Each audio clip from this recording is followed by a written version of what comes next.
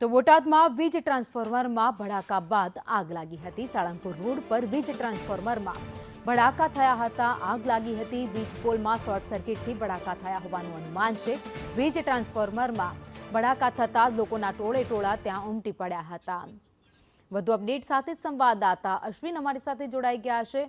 અશ્વિન, વીજ પોલમાં શોર્ટ સર્કિટને કારણે આગ લાગી।